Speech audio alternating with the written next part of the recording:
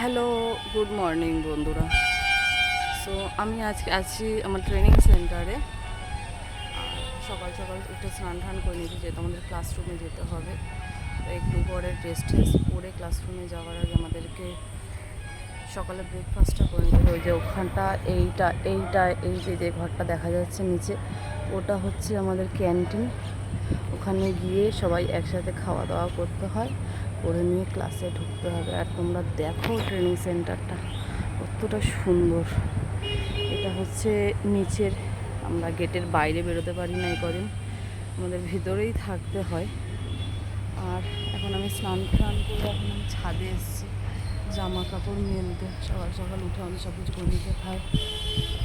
এখন জামা কাপড় মেলে ফেলে তারপর রেডি হয়ে আমরা নিচে যাবো। আর এই যে যে রাস্তাটা দেখা যাচ্ছে, এই যে বাস যাচ্ছে, এটা ওদিকে চলে গেলে, যেটা ওই বাঁদিকে চলে গেলে ওটা হচ্ছে ডায়মন্ড হারবার পৈলান। আর এই ডান দিকে যে গাড়িগুলো যাচ্ছে এদিকটাতে, এটা হচ্ছে আমাদের বেহালা, মানে ঠাকুরপুকুর ওইদিকে চলে যায় রাস্তাটা। আর এই যে পাশে হচ্ছে মাছের ভেড়ি, এটা হলো গিয়ে মাছের ভেড়ি। আর এটা একটা সাইডে কিছু একটা আছে, আমরা জানি না ঠিক, কোনো অফিস টফিস এই যে হবে, কোনো হয়তো ট্রেনিং সেন্টারই হবে। এটা হচ্ছে পিছন দিকটা। আর আমরা সামনের দিকটায় আমাদের ট্রেনিং সেন্টারের ওই খোলা পুরো গ্রাউন্ডটা নিয়ে, ওটা হচ্ছে আমাদের ট্রেনিং সেন্টার। এই যে এটা হচ্ছে ক্যান্টিনে আমরা খাওয়া দাওয়া করি। আর এটা তো আমাদের ট্রেনিং সেন্টারটা, এটার মধ্যে আমরা থাকি হোস্টেল টাইপের। আর সেই দূরেও ওই যে গাছের পিছন দিকে, আমি জানি না এখান থেকে দেখা যাচ্ছে কিনা, এক সেকেন্ড আমি বর্জন করে আছি। ওই যে যে রুমটা দেখা যাচ্ছে, ওই রুমটা ওটা হলো গিয়ে আমাদের সিকিউরিটি গার্ডের রুম। আর এই যে যেটা দেখা যাচ্ছে নীল শেড, এটার মধ্যে রান্নাবান্না হয়। এখানে এটা রান্নাবান্না হয়, তারপর আমরা খাওয়া দাওয়া করি। যাই হোক, এখন আর তো বড় বড় ব্লগ আসবে না, সারাদিনে কম ব্লগ আসবে, যেহেতু আমি টাইম পাবো না। 6:30টার সময় আমাদের সন্ধ্যাবেলা ছুটি হবে, দুপুরবেলা একবারই লাঞ্চ টাইম দেয়। সো অত টাইম পাবো না, তো ছোটো ছোটো আপডেট দিতে থাকবো। আর তাতানের মনটা ভীষণই খারাপ।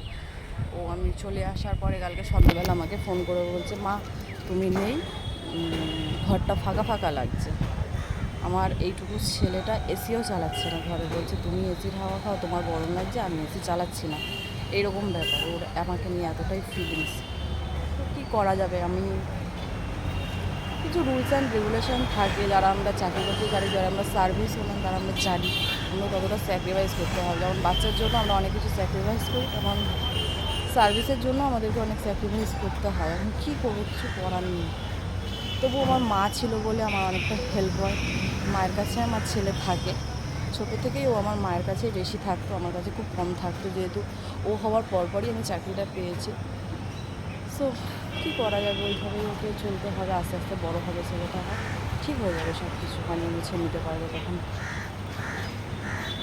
সো ঠিক আছে, আবার হয়তো সন্ধ্যেবেলা একটা ব্লগ করবো, তখন দেখা হবে নেক্সট ঘোরাওতে।